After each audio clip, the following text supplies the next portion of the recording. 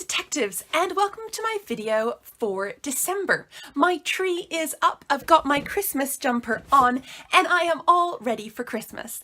Of course, this is my last video of 2018, so I thought I'd take a moment to look back and think about how incredible 2018 has been for me, Daisy, and Hazel. First of all, I've published not one, not two, but three completely new Murder Most Unladylike stories in the UK and Ireland this year. In February, I published A Spoonful of Murder, the Hong Kong murder mystery where Daisy and Hazel visit Hazel's family home, and Hazel becomes not just the detective in this case, but one of the prime suspects. It's still one of my favourite books to date, and I'm really proud of this one. In the summer, I published my first standalone short story, The Case of the Missing Treasure. Now this came out as a Waterstones exclusive, so only Waterstones in the UK and Ireland have this at the moment. It will be coming out in 2019 in March, so if you haven't read this one yet, you have lots of chances to do it in the future. But this is one of my first short stories, and it is all about Daisy and Hazel staying in London with Uncle Felix and Aunt Lucy and solving a mystery at the British Museum with their friends Alexander and George. I loved writing this book, and I especially liked it because it works on its own but also works as the prequel to a book I published in October, which is, of course, Death in the Spotlight.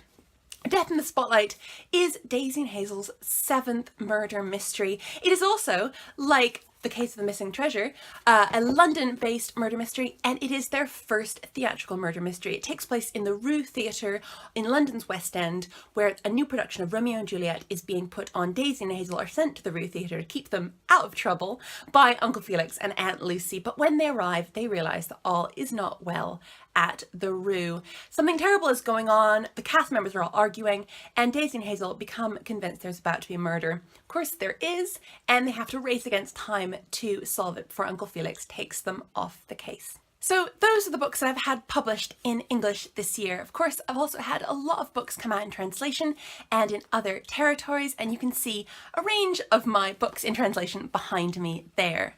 A few of my favourite editions that have come out this year include the Japanese edition of the third book, First Class Murder.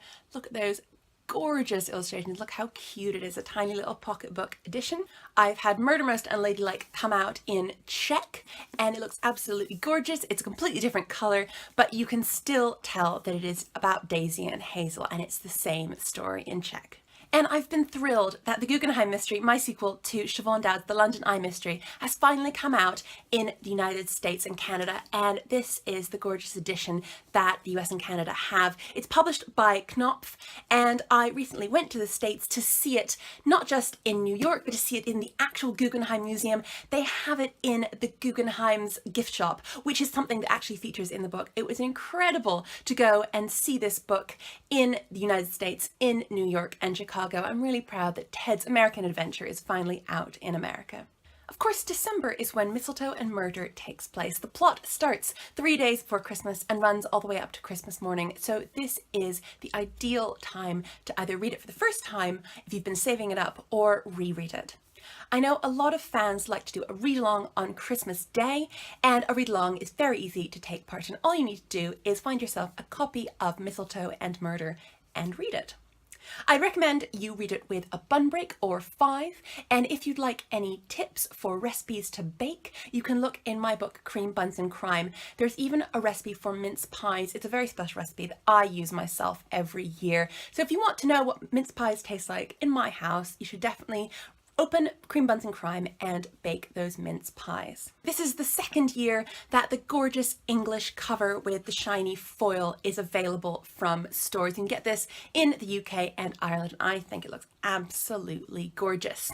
Now, this year it also published in 3 different territories with 3 quite different looks and 3 different titles. It is now out in Italy as Il Mistero coi Fiocchi. It is out in Germany, and this is very new, called Mord unter Mistelweig, and I think it looks gorgeous, that beautiful hardcover. And it is also newly out in the United States and Canada, keeping the same title but with a gorgeous new illustrated cover by Elizabeth Baddeley. I love Elizabeth's work. I'm really proud of all her gorgeous American covers. And I hope that if you're in the United States and Canada, or Italy, or Germany, you will go and search out these gorgeous editions of Mistletoe and Murder and read them this Christmas. December always means end of the year best of lists. I have read so many fantastic books this year and I have loved them all. If you want to know my recommendations for this year, books that I think should go into your stocking, books that I think you should definitely read over the holidays, then all you need to do is look over my videos for this year. But I've decided to choose just one story that I thought was particularly brilliant, that I just absolutely adored this year. And I am convinced if you love my books, you will love this book as well. And that book is, perhaps not unsurprisingly, Jessica Townsend's Wundersmith. Now this is the second book in a series. The first is Nevermore. It's magical, it's exciting, it's a bit dark, it's a bit scary. And Mogg is a fantastic, flawed main character. You will love the world of Nevermore. You'll love Jess Townsend's writing, and you'll absolutely want to go live there with Mogg and her friends in the Hotel Deucalion.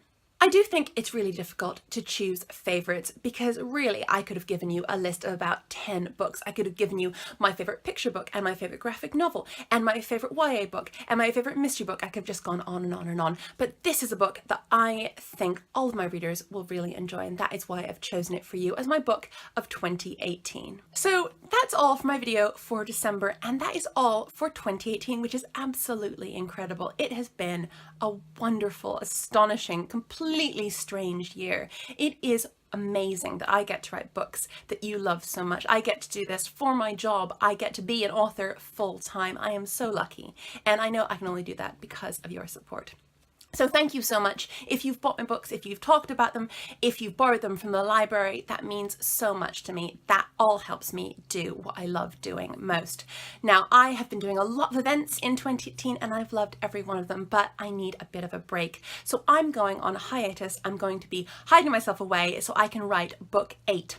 And I will be back in spring 2019. I'll have lots of really great things lined up for you, lots of ways that you can meet me. And of course, when book 8 comes out, I will have a full tour of the UK and Ireland, so as many of you can meet me as possible. So whether you celebrate Christmas or Hanukkah, whether you celebrated Diwali last month, I hope you have wonderful, wonderful holidays, and I will be back in 2019. But until then, goodbye.